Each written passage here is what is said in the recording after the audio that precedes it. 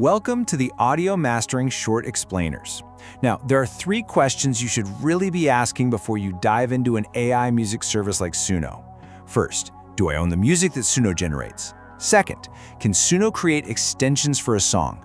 Where you give it an original track to build on? And third, who owns those extended parts? Instead of spending half an hour trying to find and read through Suno's terms of service, we're going to give you these crucial answers in just a few minutes. Okay, let's get into this short explainer now. All right, let's get right to it. The whole idea of AI music tools like Suno is, absolutely incredible. But it also opens up this huge can of worms when we start talking about ownership. So when you generate that perfect track, who actually gets to say it's theirs? So, the big question. And the answer? Well, it honestly just depends on whether you're paying them. Your subscription level is everything, and the difference between the tiers is massive. Let's break down exactly what that means for you. Okay, so here's the deal. If you're on a paid plan, that's the Pro or Premier tier, Suno officially hands over its rights to you. That means you can use your creations for commercial projects, put them on Spotify, use them in an ad, whatever you want. But if you're using the free or basic plan, it's a completely different game. That music is for your own personal, non-commercial use.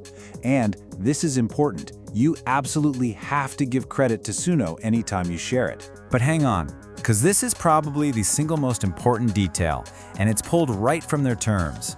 Even if you are a paying customer, Suno explicitly states that they do not guarantee your creation can be legally copyrighted.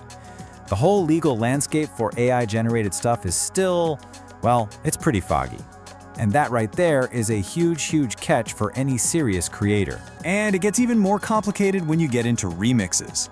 If you allow other people to remix your track, that new version is considered a joint work. So you and the remixer own it together, 50-50. But here's the real kicker. That track automatically becomes non-commercial, and you both have to credit Suno. This is true even if you're on the highest paid plan. The second it becomes a remix, your commercial rights just disappear. So that's what happens when you create a song from scratch. But what if you've already got a song and you just want to use Suno to add to it? Maybe write a new verse or an instrumental break? Let's take a look at how that works. The short answer is yes, you totally can. The process is really simple. You just upload your original audio, which Suno calls a submission.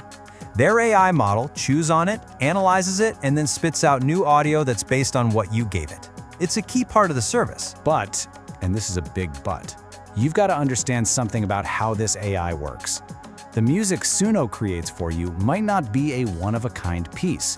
Their own terms say that the service could generate the exact same or very similar output for another user. So that unique track you just made might not be so unique after all. And this brings us right to our third and final question. If Suno adds that amazing guitar solo to your song, who actually owns that new solo? Is it yours? Is it theirs? What's the deal? Actually, the answer here is pretty simple. Suno considers these extensions to be the same as any other output. And that just means all the rules we already went over still apply.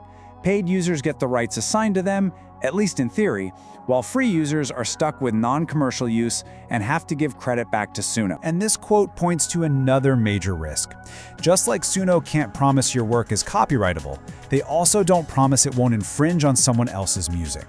The AI could accidentally create a melody that sounds way too close to a famous song, and according to their terms, if that happens, any legal trouble is your problem, not theirs. Okay, I know that was a lot of legal talk, so let's just boil it all down. What are the most critical things you need to remember before you go off and generate your next big hit with Suno? It really comes down to 3 things. Number 1, if you pay, you get commercial rights, but there's no guarantee of actual copyright protection. Number 2, if you're on a free plan, it is strictly non-commercial and you have to give them credit. And number 3, whatever the AI makes for you might not be unique or even legally yours in the first place. So we have to end on this question. When you think about the lack of a copyright guarantee and the risk that your music isn't even unique, is AI-generated music legally strong enough for your serious projects right now? That's really the question you need to be asking yourself. Okay, We have just saved you a whole bunch of time to see if Suno is, from the legal point of view, something you should bother to use to create music. Have any other questions? Leave us a comment telling us what you'd like to know. Please subscribe, share, comment, and like the Audio Mastering channel so that this information can reach an even wider online audience.